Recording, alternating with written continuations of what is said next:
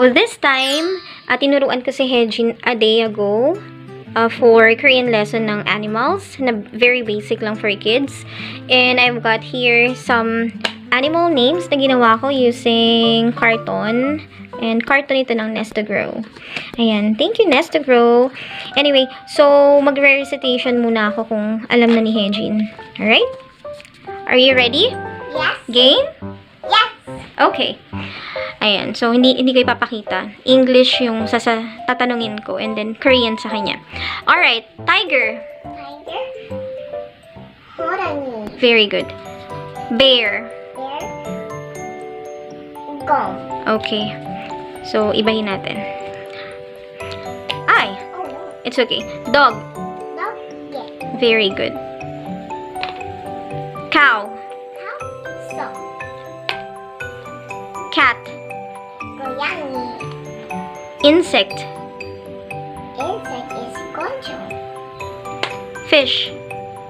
물고기. Horse. 말. And lastly, yung nahulog kanina is bird. Bird. Okay. So, ayan guys.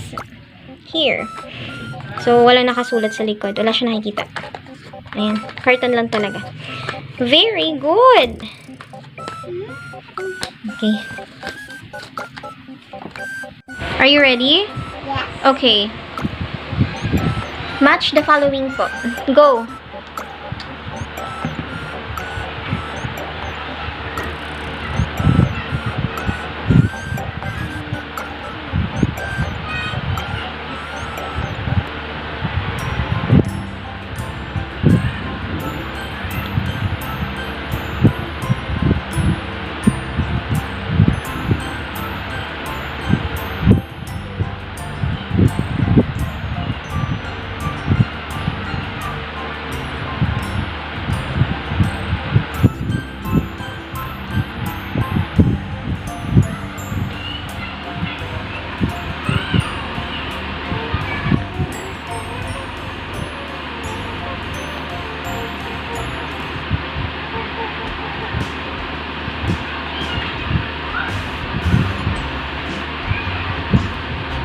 Alright, pens up.